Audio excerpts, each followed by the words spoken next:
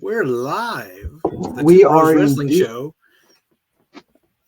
A little late, just a tad late, so appreciate Two the Bros Delayed patience. Wrestling Show. I'm sorry, I'm talking right over you. Sorry.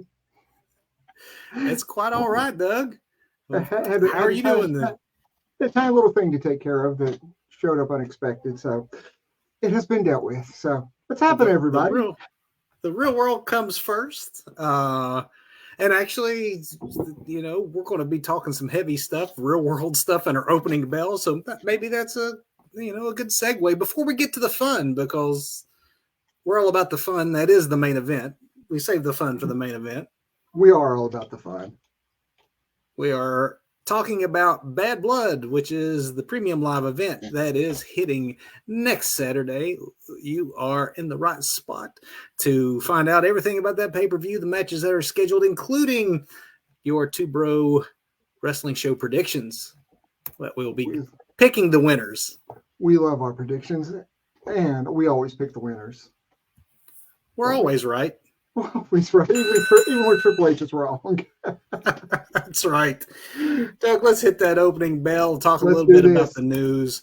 Another week, another non-announcement from AEW, despite Grand Slam as a possible platform for it. All eyes, of course, now will turn to the anniversary show this upcoming week, though. Tony has yet to tease that he has a big special announcement, which typically he likes to do. So I'm not so sure we're going to get it this week. But while we don't have word on the AEW TV rights deal, we do have confirmation this week that AEW will no longer be offering pay-per-views via Bleacher Report. As troubles, right? Yes. So many troubles with Bleacher Report. And as Excalibur mentioned on air, he relayed that the Bleacher Report will be sunset and that all pay-per-views will appear on Triller, YouTube pay-per-view, and pay-per-view.com, beginning with the upcoming Wrestle Dream event. So if you've had purchased previous pay-per-views through Bleacher, those are supposedly going to migrate, presumably, to Triller, the former Fight TV. That wasn't exactly made clear, but Bleacher Report, of course, is being absorbed into HBO Max's sports tier, which is also where we are presuming that AEW pay-per-views are eventually going to head whenever, gosh darn it, Tony finally tells us. I'm really surprised that Tony's not been teasing some major announcement coming. So, which makes me think that maybe it's not coming quite so soon. Right. In other streamer news, this week Netflix dropped its docuseries Mr. McMahon. No spoilers, from us in case you need to watch to figure out whether or not Vince McMahon ends up being a good or bad person. We don't want to spoil that for you. Don't want to spoil that for you at all. No, However, related to the series, there became word this week that Vince himself attempted to buy the series back from Netflix, presumably to keep it from airing. And this, apparently he knew that it was going poorly because, as we all have learned, he stopped sitting down for interviews once the Janelle Grant bombshell made the news. And so he was apparently trying to buy this back before that, which obviously lets you know that he realized that he was in some trouble. It actually went so far, apparently, as Vince had Endeavor CEO Ari Emanuel chime in on his behalf to try to get it purchased back from Netflix. Obviously, to no avail. And even though it's been very, very popular and the talk of the wrestling world the last week, it is not affecting the WWE relationship with Netflix. They're still going to be the home of Raw here in a couple of months. Netflix executives even attended the most recent episode of Raw, being featured prominently on air. So it's all about the money. It's nothing personal. It's what's best for business, Kevin. Hey, what's best for business. Surely he understands that. Would approve of that. I've no doubt. Doug, this week, the Napa County District Attorney's Office announced it will not pursue domestic violence charges against Nikki Garcia's estranged husband, Artem. Artem Dancer Guy. Yeah. The Dancer Guy. Those charges had been dropped following an investigation. The Dancing with the Stars pro is not going to be charged for the August 29th incident, and Artem finally broke his silence. He spoke publicly after the charges were dropped, expressing relief that the truth is out and that he wanted joint custody of his son. Obviously, the not pursuing charges doesn't necessarily mean innocence. It just means maybe not enough evidence, but still he took that opportunity to say that, the truth was out. Meanwhile, Bree, Nikki's sister, posted cryptically on social media that the truth always comes out in the end. We'll continue to follow this. If there's anything to follow up on, it sounds like for now it is a settled issue. We will see. We're going to have to maybe change and rebrand the name of this show to the Two Bros Wrestling Relationship Show based on the news for the last few weeks. I've got another one for you here. Hall of Famer Ric Flair announced this week that he and his wife, Wendy Barlow, had separated after 13 years together. The Nature Boy was quick to thank Wendy for the way she supported him through the health crisis that nearly took his life back in 2017. Wendy is a former tennis pro who first met Rick more than 30 years ago when she briefly was his valet, Fifi the Maid, on WCW television, long before they had a relationship and she became his wife. She was Rick's fifth wife. So, ladies, time to get back in line. Space Mountain is apparently open once again. And can we get a number 6? Can we get that 6 time? I'm going to guess that is a pretty safe bet. Oh, I'm sure there is already a line. WWE and TNA may be working regularly together on both NXT and TNA broadcast talent going back and forth. That does not mean that you still can't battle your friends in court. WWE has filed a request for a 90-day extension to oppose Anthem Wrestling Exhibit's registration of the Santino Marella trademark. Santino was obviously a WWE creation. After their trademark lapsed, Santino became a on-screen character for TNA, and recently Anthem, the parent company of TNA, tried to trademark the name, and WWE is opposing it. But I'm not sure how that works. So the trademark's lapsed, so they've let it go. So, yes. I mean, do they argue that it was a clerical oversight on their part? Or, I mean, what is there to really argue there other than it used to be? If you let it lapse. Yeah, but we let it lapse. I'm not sure how trademark law works, but it kind of seems cut and dry. You let it lapse, we picked it up. I'm with you. And you'd think, and no offense to Santino, who's playing an on-air character and can be, entertaining for sure. But I mean, considering the difference in size of the companies and how long it's been since Santino has really been any sort of big name in the industry, isn't this quibbling over something rather small? Yeah, exactly. Whatever, man. Whatever. It's what's best for business. Speaking of quibbling over things that are small, there had been conflicting reports, obviously, as to whether or not the Lucha Bros had already signed or are about to sign. But what we do know now for certain is that Rey Fenix, at least, is unable to sign and won't be able to join his brother, even if he does sign, at least until sometime in mid-2025. That's because Tony Khan decided to add injury time to Phoenix's AEW contract. This equates to nearly 1 year of additional injury time added on to the current deal that was set to expire.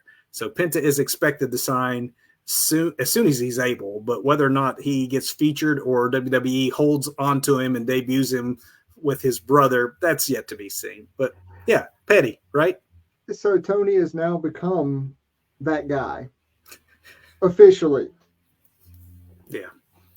I mean, he knows he's going, so why be petty about it? He's going to just go anyway. You don't look good in this. Let him go. Like I said last week, I totally understand it from a business point of view, but from, a talent relations point of view, talent's not happy. The talent's ready to go. Why keep him?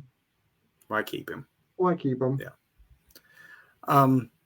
It appears I was very fortunate to be able to attend this year's SummerSlam, but it appears likely I was able to attend and witness the last of the single night SummerSlams, because this week WWE announced that the 2025 edition will be a 2-night affair taking place at MetLife Stadium August 2nd and 3rd in New Jersey. WWE used Cardi B, of all people, to make the announcement. So it'll be interesting to see if she's somehow involved with the event moving forward. But hey, they're so hot right now. Getting that kind of mainstream artist to be part of the show is not out of the ordinary. I got to see Jelly Roll. So, hey, you never know. And he does a great choke slam. He does. He sure does. We'll see if Cardi B's choke slam is up to snuff next year. I bet it's 1,000 times better than Jelly Rolls. if it's Austin Theory anyway, taking the bump. Man, that guy can bump. Man, he can sell for me. I mean, my goodness. Possible trouble for the NWA. Last week we reported. Oh, come on their TV show being filmed at a new studio there in Tampa. And then this week we have to wonder whether those episodes that are, being filmed this upcoming week even have a place to air. It's been almost 2 years since Billy Corgan announced that the NWA was going to be available on the CW app. And eagle-eyed fans noticed that all the NWA programming on the app is now scheduled, the little small print on the app, set to expire October 1st. There's been no word as to why this would be the case, but it is safe to assume that October 1st expiration date is because that is the same day that NXT begins airing on the network. WWE's got themselves a no compete of some sort in there, making sure they're the only wrestling programming available. Again, the NWA has yet to comment, but they have been heavily advertising this next set of shows. It was the NWA 76 show that it featured EC3 defending the world title against Tom Latimer. They were going to air that on the next episode. Now, who knows? Maybe they go back to YouTube, which honestly I thought worked well for access, but Billy was pretty vocal at one point in time about how lopsided those deals were and how little money the NWA actually saw from them. So we will see. Hopefully NWA finds themselves a nice permanent home. And then finally, needs their forever home. Ever home. We got some congrats to give here before we go into our main event, and that's to everyone's favorite scumbag, MJF. After having a bit role in the Iron Claw, MJF is headed back to Hollywood, with it being revealed this week that he has joined the cast of Netflix's Happy Gilmore 2, starring Adam Sandler. No word on what role MJF is tapped to play, but I'm sure he will be great. I did see a headline today. I haven't had a chance to, actually it was a link. I didn't click on it to follow through on it, but I did see where, the headline at least alleged that he was going to be Happy's son in the movie. So big time role. Wow. At least okay. The link on the headline. Can't confirm that because I did not read it, did not have a chance to read it, but that was the headline link. He had no speaking part as Lance Von Erich, so anything would be a bigger, role than that, but that would be a huge one. Definitely more as we know it. All right. Absolutely. Let's get main event time. We're going to talk Bad Blood. Bad Blood, the pay-per-view name that originally is associated with WCW pay-per-views back in the day. If I am correct, and then which makes it great to be, holding it there in Atlanta, the historic home of Georgia Championship Wrestling, World Championship Wrestling, Cody Rhodes at the top of the card. A lot of good stuff, Doug. We have 6 matches that are confirmed, and obviously we always talk about the matches that are confirmed. So before we get into that, I would like to at least propose to you that we're going to have at least a 7-person card or 7-match card. And I think it's safe to say that Gunther, though he has been telling Sami Zayn no, it's going to be pretty likely, whether he is forced to or just relents, that you're going to see Gunther defending the world championship against Sami Zayn. With Gunther obviously the favorite to retain that title. Yeah. But it'll be a heck of a match. It will indeed, because Sammy will do Sammy, Gunther will do Gunther, and I mean, they stole Mania, in my opinion. They had the best match of Mania. I just think that, and obviously we are doing predictions here, so even though this one isn't official, you're free to disagree with me, but I just think that we're seeing the opposite result after another stellar match, but it'll definitely be the opposite result from what we saw at Mania. Yeah, it will. It will indeed. It is still just Gunther's time. So, but yes, that'll probably get added this week. Possibility another match or two may be added, but that's one I definitely wanted to make sure we preview because that's a fairly safe bet. Doug, we got a good looking card here. I want to start with. Card. Yeah, I'm not sure. I'm not sure that we'll go many more than what we've got. Because I think 6, 7, for a Triple H pay-per-view, kind of pushing it. 7 is a tight 245, which it seems like 245 to 3 is where Triple H likes to land, which I'm totally fine with. Absolutely. Some of these obviously will last a little longer than others. This is one that possibly could, because I think that this is a slow burning storyline that continues to unfold, and that is the dissolution of the prior Judgment Day, the rise of the new Judgment Day. We have the two male leaders, at least, of both of those respective factions. You have Damian Priest against Finn Balor. Doug, I'm thinking that poor Finn is going to get knocked around pretty good here. I think Finn is definitely going to get knocked around pretty good, but I don't know. I'm kind of torn here because, I like me some, House of Purple, the way they're constructed now as a full on. I'm digging heel House of Purple with Finn leading, but, knocked around, sure. Shenanigans, absolutely. Not bloodline level shenanigans, but absolutely some shenanigans. And I'm going to say that Finn, in the end, does go over here due to shenanigans. Okay. Well, I'm going to then go out of order here.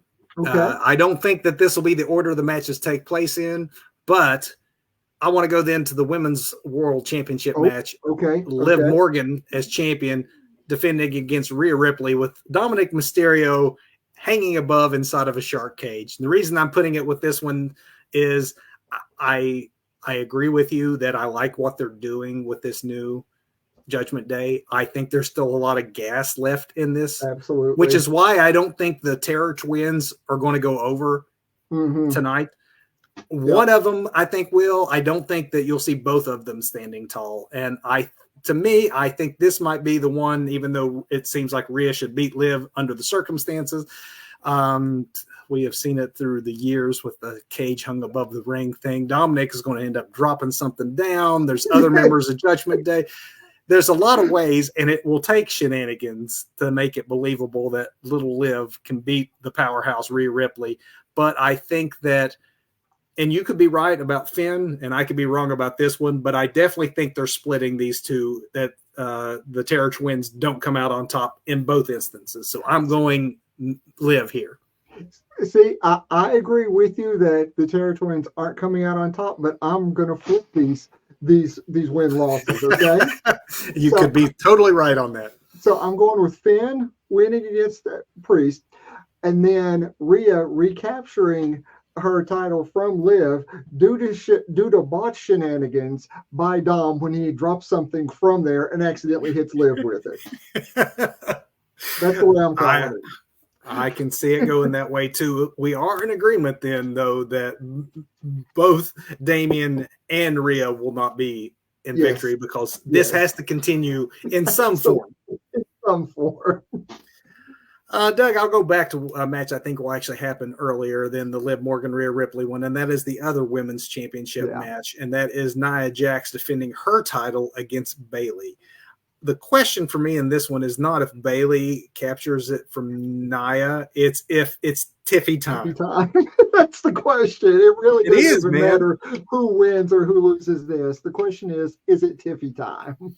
We have seen the beginnings of the fraying of the relationship. Nia Jax had Tiffany Stratton by the throat this past week in a really pretty effectively scary moment of like, oh, wow, that's a different gear for her. I liked it.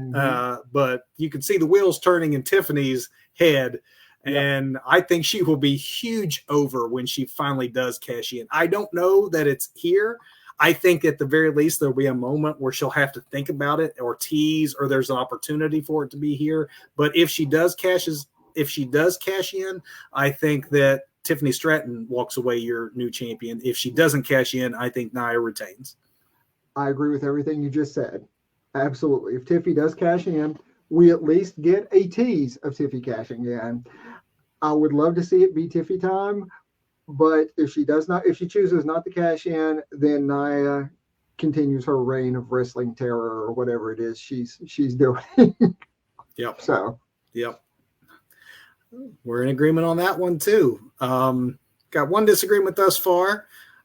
Let's see what you think about this next one, because I think this could possibly headline, but I'm putting it in this slot because I think that the main match that people want to see is the one that's taking place in a cage. So let's go Cody Rhodes and Roman Reigns, the unlikely duo, the tag team of convenience and necessity and not friendship, taking on the Bloodline. Doug, I don't know how they book it, but I think that Cody and Roman are going to go over on somebody, and it's not going to be Jacob Fatu, and it's probably not going to be Solo Sikoa. It's probably going to,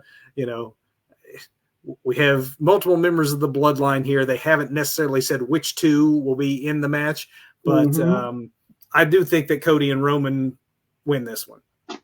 Yeah, and like you nailed it. It's not going to be Solo. Can't be Solo. Can't be Jacob. Too much invested in both of them. Jacob is this beast. That just this monster heel. Solo still building his own mythos of his tribal chief. Do we get like the New Japan guys? Tama Tonga, Tonga Loa. One of them takes the bump. I mean, they're like this old school McMahon Stooges, really. I mean, is this what Tama Tonga signed up for when he signed his contract? I mean, Tonga Loa, sure. I mean, but Tama Tonga. There's levels to these things, Doug. Somebody's got to be top of the hierarchy, and it's not the Tongans in the new Bloodline. I guess so, man. But yeah. Now, if they go Solo and Fatu, do you think then if that ends up being the tag team that they actually go over and Cody and Roman exhibit distrust that cost them the match? I just don't know how you get another match unless they win this one. Yeah, because you've booked yourself into a corner here, because any of these four people we're talking about right now, the two main members of the new Bloodline, and this, unholy alliance we have here on the other side with the tribal chief and the American Nightmare, who takes a pin out of those four people, and how do you recover from that? What happens next? What is next then? Unless we see Jacob Fatu pin Roman Reigns, that could be interesting. That could be really interesting. That just came to me. That could be a thing that could carry on. Shenanigans to protect him. Jacob hits him, that might work. And then, of course, if that happens, then there's Bloodline issues when Jacob has taken out the tribal chief where Solo really hasn't.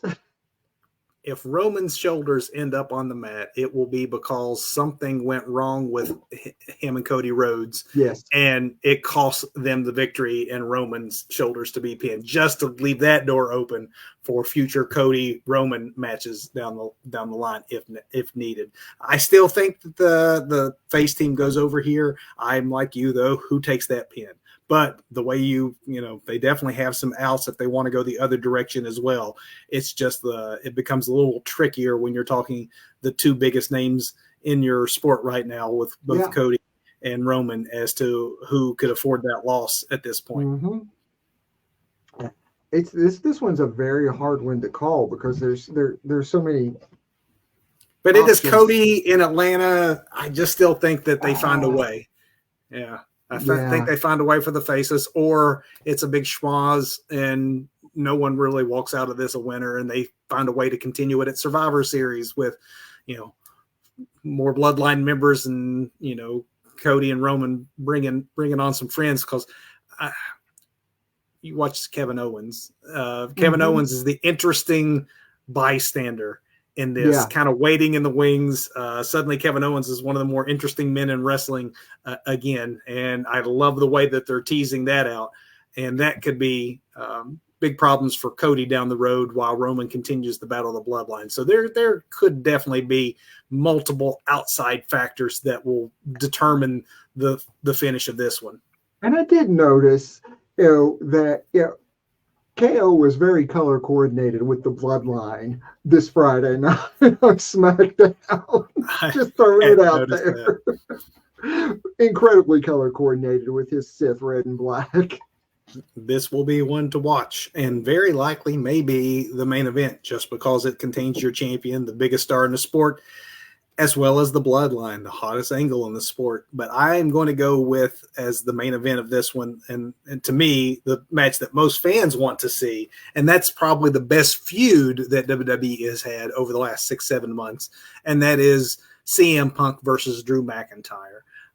Doug, it's kind of hard to think about, but CM Punk has pretty well been feuding with Drew McIntyre from the moment he returned to WWE. When you throw in that injury time and such, I mean, this has pretty much been the feud. They're right now locked 1-1. Obviously, you have to have a tiebreaker. Got to have a rubber match, absolutely.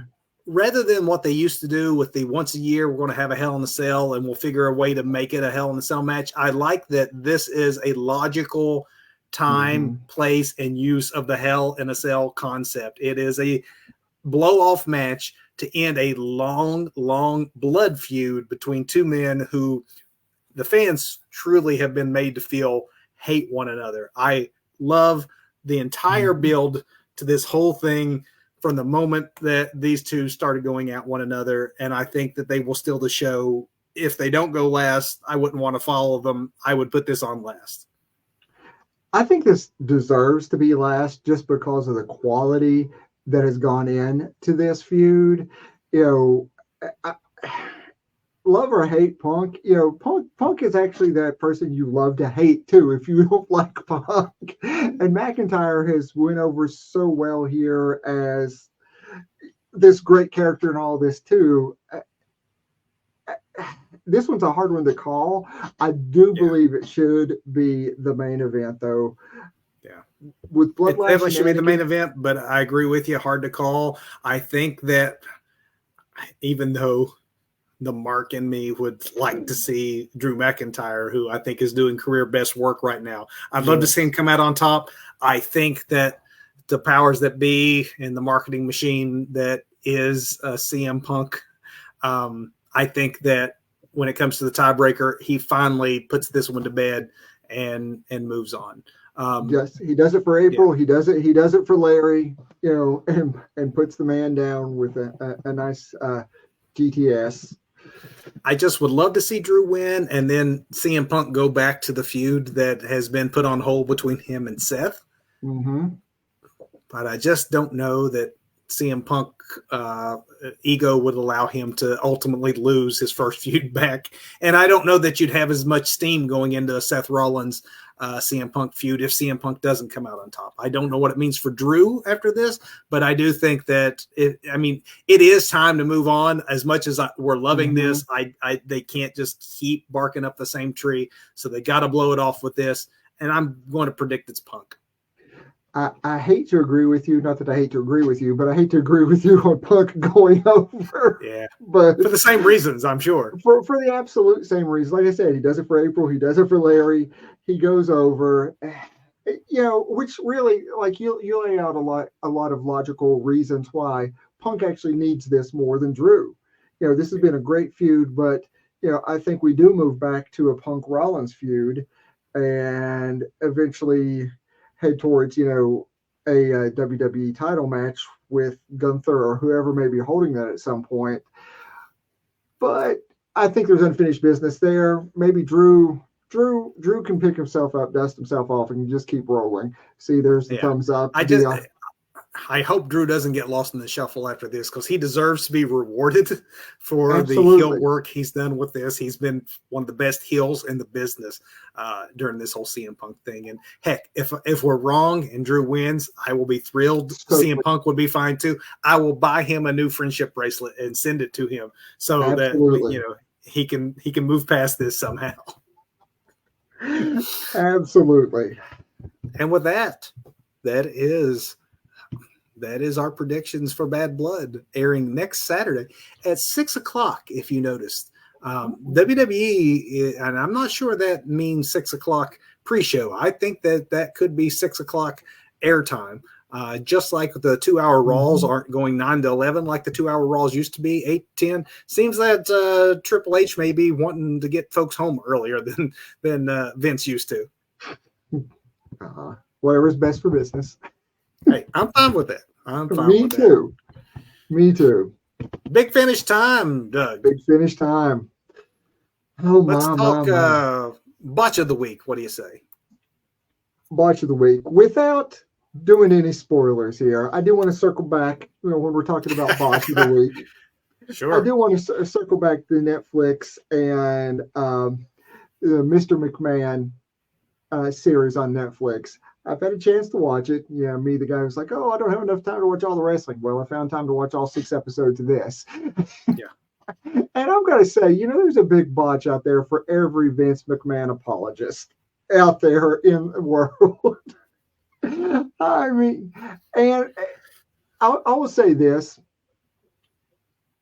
I don't know what anybody expects going into this, but if you've been aware of anything in the wrestling landscape for the past 20 years, maybe even 40 years, if you're of a certain age, what you see in that is exactly what you would expect. And any Vince McMahon apologist, including, the ones that, are in the video, in the documentary, come on. It's not a hit piece. It seems pretty cut and dry to me. It's nothing shocking. It's business. It's the business. And it's the persona that this person has created. And really, I see it like most of the most popular WWE characters, the original persona just cranked up a little bit more for the showmanship. But I think, every Vince McMahon apologist who's crawled out of the woodwork in the past week, botches all around for me. I think that we can easily do a show on the Netflix series, give people a chance to watch it. I will say this, that I've got to finish it today, in fact. And it's both recommended and, as you say, not a surprise. It is very well done. But I think that for a general audience, it'd be like, because some of the folks involved in this were involved in Tiger King. It'd be like us watching Tiger King and being shocked. But if we were in the exotic animal industry and knew of the practices of that industry and a lot of the personalities in that industry and had followed it for years, we may have been, appreciate the journalism involved in the way it was put together, but we probably won't be shocked. If you're a wrestling fan, you're not going to be shocked. Most of this is information and have followed through the years. If you are not a wrestling fan or are just interested in documentaries or interesting personality profiles, you very well may walk away going, I had no idea that man and that industry was like that.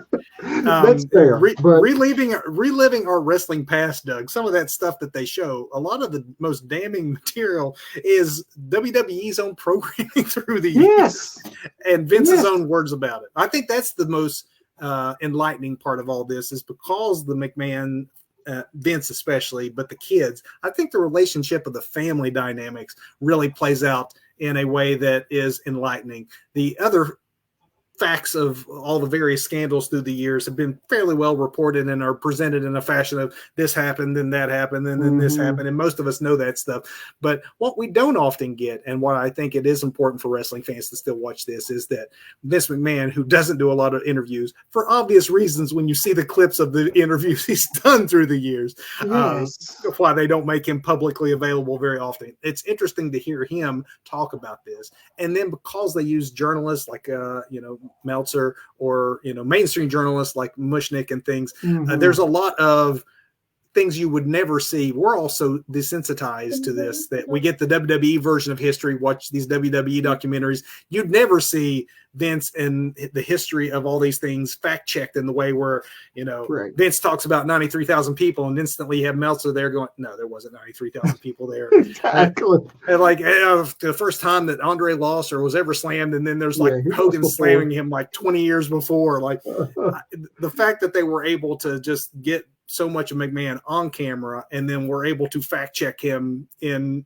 throughout the course of it just makes it so much different than the normal wrestling documentary, because we know that the history of wrestling has not only been shaped by McMahon, but the perception of that history has been selectively shaped by that man. And he is not able to do that anymore. And this is really interesting viewing. It really is. But you nailed it. If you're not in this world, if you're not listening to podcasts, watching YouTube, Facebook shows about it, then you may come away going, "Wow, that was crazy." But if you're like us, you follow wrestling, you followed wrestling for a while, you're going, "Yeah, that tracks. That sounds about that's right." The man. That's the Vince we've known our whole lives. That's the guy. I feel a little bit worse for Shane now, having watched the whole thing. Going, yeah. Oh, man. But it really is succession in a wrestling ring. I mean, even more so than I ever imagined. That part was hard, but we don't want to spoil too much, but definitely watch it. Absolutely. And I agree with you. How can you be an apologist after all of that? My botch of the week, I'm just going to say it's way less interesting than that, but daggone it, Tony, AEW Collision, the overrun, my DVR cuts off. I have to go onto YouTube to find out how the show ends. This was a taped show. This was not live. This was taped. That shouldn't be happening. Hopefully with your new TV rights deal, you figure it out, because that's shoddy stuff. So is that Tony, or is that the network that's sending the wrong signal, the wrong metadata, or whatever it is on the back end to DVRs? All I know is that when Raw or NXT go long, which they usually do, it doesn't happen. Right. It could be the network. Exactly. Yeah. Hopefully, if it's the network or it's AEW, you got a new contract with one another coming up. Work it out, guys. Figure that part out. Yeah. Figure that part of it out. Doug, performance or performer of the week? Man, this one's tough because I really want to give a nod to Nigel for coming back, getting in the ring, doing his thing. But then I look at the character work from Collision that Yuta continues to do. And I know I called out Yuta last week. So you can do it again, man. So I'm doing it with Yuta because Yuta is doing some really great character work. I'm loving what is happening there. It's this slow burn. And then the snap is very Bryan Danielson. And then he snaps out. It's it's like Brian, it's like he's got the earpiece in his ear and Danielson is helping him and making the calls. Okay, now do this. It's just such great work that Yuta's doing. I can't wait to see where this story goes. But, a very tight runner-up with the performance that, Nigel handed in on Dynamite on Wednesday night. I look forward to Doug next week in his Wheeler Yuta shirt. We haven't seen that yet. You need to get some Yuta gear. You need Yuta gear. I'm going to do like you, Doug. I'm going to say that I really wanted to give it to Dirty Dominic for his perfect reaction when he found out he was going to be put in a shark cage behind bars, and you see him mouth, "I can't go back." Referencing his 30 minutes in a county lockup before he was bailed out. It was great, but man, I'm giving it to Nigel. I am. Was it up to the standards of like McGinnis, Danielson from Ring of Honor back in the day? Of course not. They're both younger men. Was it way better than it had any right to be, considering the age of these two men and the fact that Nigel McGinnis had not had a singles match in 14 years, was it? 14 years. Man, way to go, sir. That was an excellent performance. Very impressed. Slow golf clap there. Very impressed. Match of the week, Doug. This is a hard one, too. There was a lot of good matches this week. There was a lot of good matches, man. But, I love me some jumpy, flippy, floppy stuff, man. So I got to go with United Empire and the Young Bucks, man. That was amazing. Great. Amazing. Yeah. I mean, you see why, 3 of those 4 guys in the ring are folks at the top of their game. And you see that 4th guy, why he is the next big thing in professional wrestling. Yeah, that was incredible. That's my match of the week too. Even though I really, really want to give a nod and say that it's really tight for me, because even if I can quibble that it wasn't the time to make the switch, that Jey Uso Braun Breaker match and seeing Jey win his first title, singles title after almost 15 years in the organization, like that was a great, great contest and a great moment.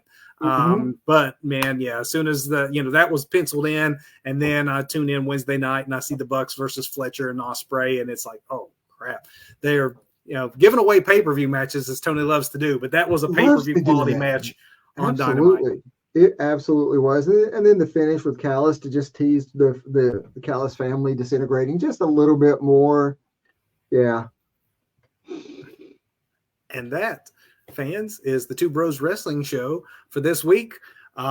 You see our upcoming schedule. We are going to do double duty for you next week. Next Sunday night, 8 p.m. Eastern Time live, if you're watching us on Facebook. Anytime on Facebook and YouTube after that. We are going to give you both a review of how Bad Blood went down, but we're going to preview Wrestle Dream for you. We can do it, Doug. I know we can. 2 out of 3 falls. We're going. Is this an Iron Man match next week? We can do it, man. We can totally do it. We've got this. Folks, thanks for watching. Go watch some wrestling.